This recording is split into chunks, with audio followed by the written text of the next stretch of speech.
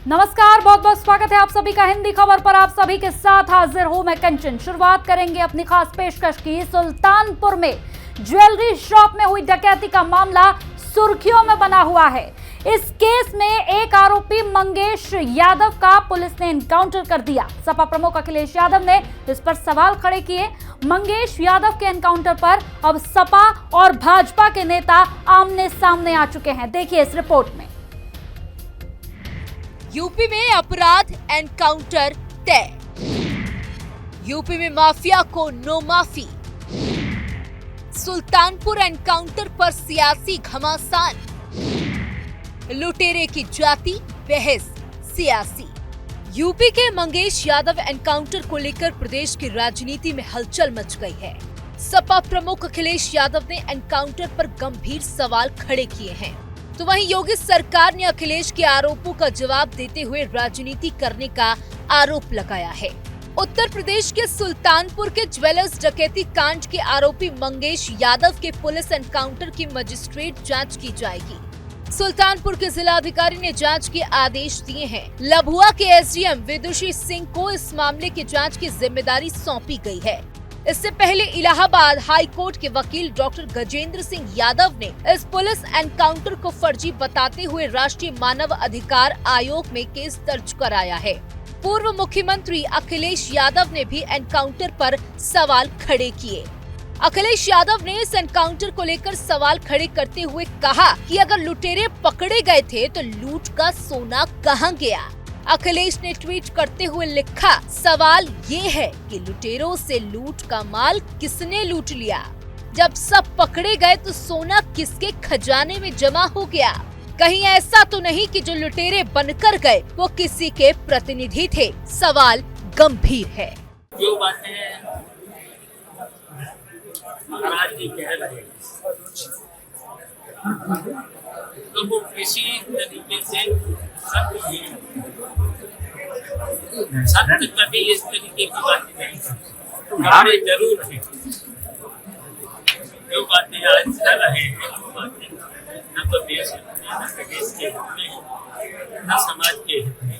अखिलेश जी पूर्व मुख्यमंत्री, उन्होंने जो सवाल उठाए हैं, चाहे बुलडोजर का हो, चाहे कानून व्यवस्था पे हो, चाहे जाति पर आधारित स्थानांतरण का हो, इसका जवाब सरकार को देना चाहिए क्योंकि पूर्व मुख्यमंत्री हैं। स्थिति स्पष्ट होनी चाहिए।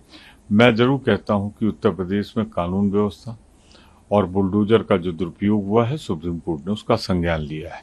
बुलडोजर तभी चल सकता है जब किसी कोर्ट का आदेश हो, सारे नियमों का पालन हुआ हो, सारी औपचारिकताएं हों, तभी किसी का घर गिराना चाहिए। सुल्तानपुर डकैती कांड के आरोपी मंगेश यादव के एनकाउंटर पर सियासत लगातार गर्माती जा रही है। सपा मुखिया अखिलेश यादव के पुलिस एनकाउंटर पर सवाल उठाने पर योगी सरकार के कैबिनेट मंत्री नंद गोपाल गुप्ता नंदी ने पलटवार किया है। उन्होंने कहा कि अखिलेश यादव चांदी की चम्मच लेकर पैदा हुए हैं। मंत्री नंदी के मुताबिक जो अपनी कड़ी मेहनत से आगे बढ़ता है वह सभी चीजों को समझता है। समाजवादी पार्टी के डीएनए में गुंडई, अराजकता, अपराधी तत्वों को बढ़ावा देने का सगल रहा है पुराना। जब जब सपा पावर में रही है तब तक अपराधी सत्ता के समर्थन से प्रदेश की जनता को लूटने का, खसोटने का, बहु बेटियों की इज्जत आबरू लूटने का काम किए हैं। ये पूरा प्रदेश अच्छी तरह जानता है और समाजवादी पार्टी अपराधियों को प्रमोट करने का काम करती है। देखिए अखिलेश यादव जी, चांदी का चम्मच पैदा होते ही उनको मिल गया है। जो अपनी कड़ी मेहनत से आगे बढ़ता है वो सारी चीजों को समझता है। 2012 में उनके पिताजी को, मुलायम सिंह जी को मैंडेट मिला था। उन्होंने अपने बेटे को गद्दी सौंपी। तो मैं यही कह सकता हूं कि विरासत में गद्दी मिल सकती है, बुद्धि नहीं। वो बड़े नेता हैं, तो बड़े नेताओं की तरीके से व्यवहार करें। वो एडवाइजर क्यों हो रहे हैं? उनके स्तर के लिए एडवाइजर नहीं है, उनका स्तर एडवाइजर लायक नहीं है क्योंकि वो बड़े नेता हैं। जब भी किसी अपराधी को एनकाउंटर में गोली लगती है तो दर्द अपराधी के बजाय अखिलेश यादव जी को होने लगता है।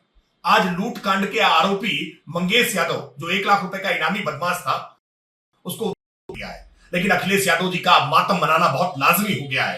ट्वीट करके वो दुहाई देने लगे हैं कि कानून व्यवस्था बिगड़ गई है। या अपराधियों का संरक्षण करने वाले अखिलेश यादव जी, उनको इतना दर्द क्यों होता है? पुलिस ने इलाके के सीसीटीवी कैमरों को खंगाला है। जांच पड़ताल में लूट की घटनाओं में 12 बदमाश शामिल पाए गए। पुलिस ने सभी बदमाशों पर 1-1 लाख रुपए का इनाम घोषित कर दिया। गिरोह के मुख्य सरगना विपिन सिंह ने पुलिस के सामने आत्मसमर्पण किया था। वहीं एक आरोपी जौनपुर निवासी मंगेश यादव पुलिस मुठभेड़ में मारा गया, जिसके बाद सूबे का सियासी पारा चढ़ा हुआ है। ब्यूरो रिपोर्ट, हिंदी खबर। तो चलिए अब आपको ग्राफिक्स के माध्यम से समझाते हैं एनकाउंटर पर जाति की जंग। जी हां, मंगेश यादव के एनकाउंटर पर किस तरह से महाभारत हो रही है, ये आपको एक बार समझाने का प्रयास करते हैं। सपा और बीजेपी में जुबानी जंग पूरी तरह से यहां पर तेज हो गई है। अखिलेश ने एनकाउंटर पर कई गंभीर सवाल यहां पर उठाए हैं, कई सवाल खड़े करते हुए नजर आए हैं। नंद गोपाल गुप्ता ने अखिलेश पर सवाल उठाए हैं। मंगेश यादव एनकाउंटर की जांच के आदेश भी दे दिए गए हैं। ग्राफिक्स के माध्यम से एक एक चीज आपको समझाने का प्रयास कर रहे हैं। देखिए, सुल्तानपुर में दिन दहाड़े डकैती पड़ी थी। ये पूरा डकैती का मामला, भरत ज्वेलर्स के यहां पर दिन दहाड़े ये डकैती पड़ी। 2 करोड़ की डकैती में मंगेश आरोपी था। मंगेश यादव पर 1 लाख रुपए का इनाम भी घोषित था। एनकाउंटर पर जाति की जंग जो है वो यहां शुरू हो गई है। सुल्तानपुर एनकाउंटर पर जाति का पूरा एंगल जो है वो नजर आ रहा है। तो मंगेश यादव के एनकाउंटर पर पूरी तरह से महाभारत यहां पर शुरू हो गई है। चलिए अब आगे बढ़ते हैं और आगे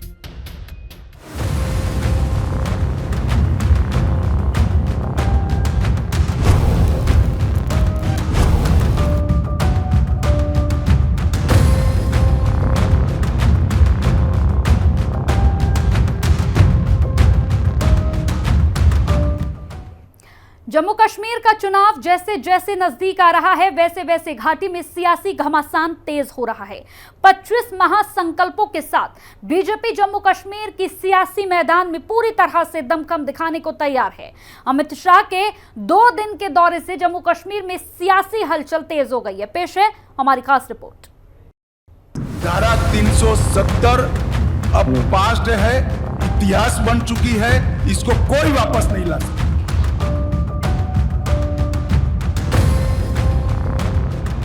बीजेपी कुछ भी कह ले, आरएसएस कुछ भी कह ले, हम जम्मू कश्मीर के लोगों को उनका स्टेटहुड वापस देने जा रहे हैं।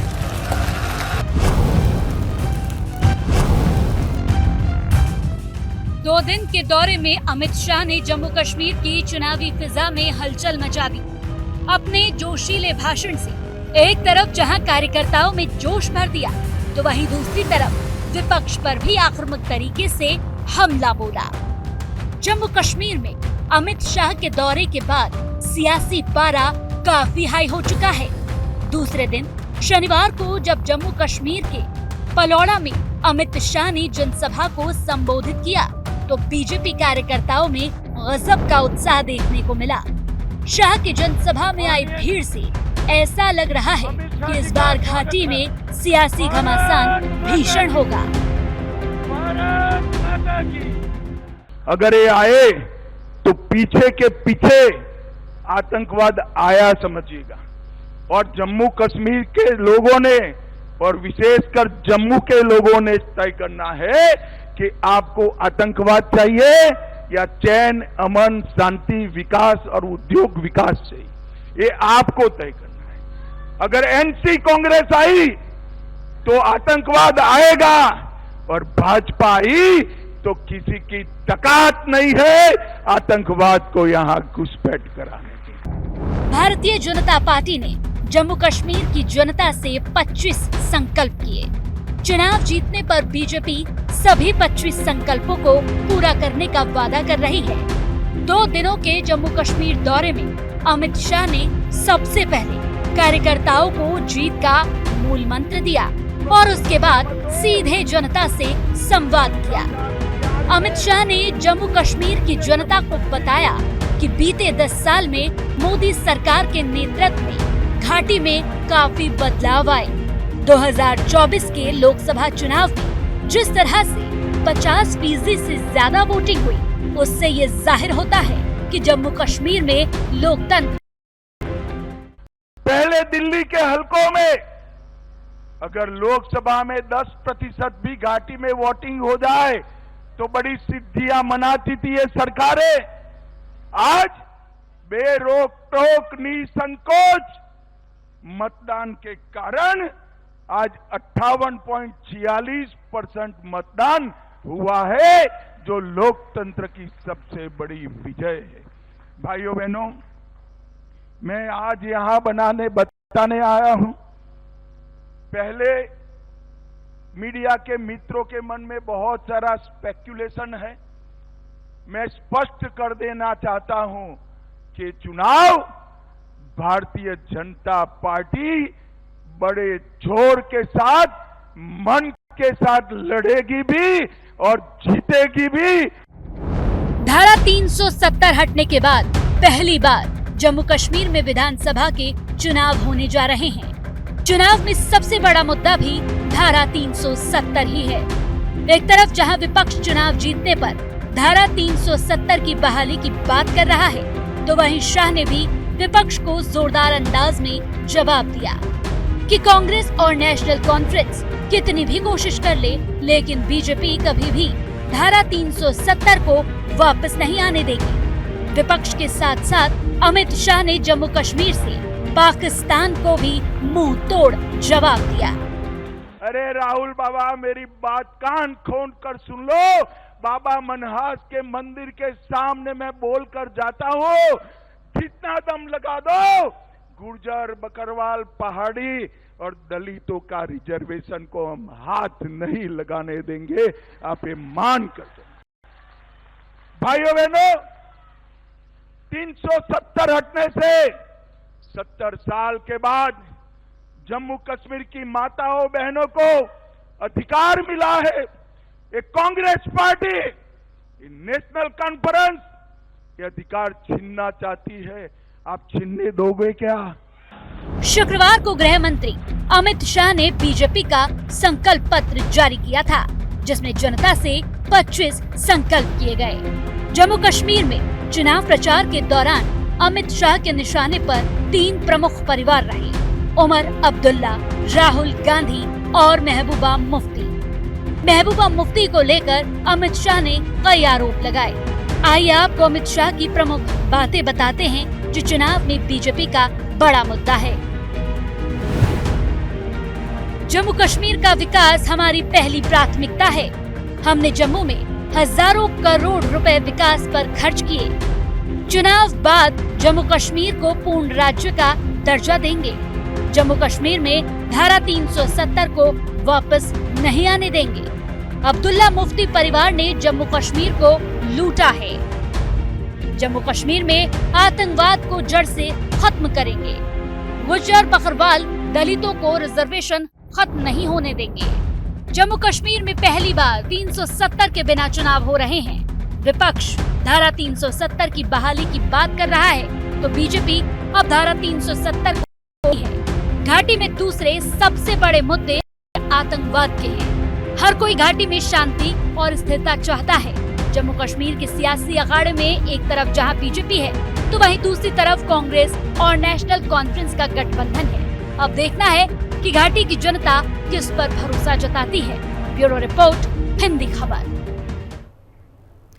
तो घाटी से शाह के हुंकार, बीजेपी का मिशन जम्मू कश्मीर में बीजेपी एक अलग मिशन के साथ है। 2 दिनों तक अमित शाह ने यहां पर मंथन किया। चिंतन मंथन के बाद शाह ने बीजेपी कार्यकर्ताओं में यहां पर जोश भी भरा है। इसके साथ ही 25 संकल्पों को पूरा करने का यहां पर अमित शाह ने वादा किया है।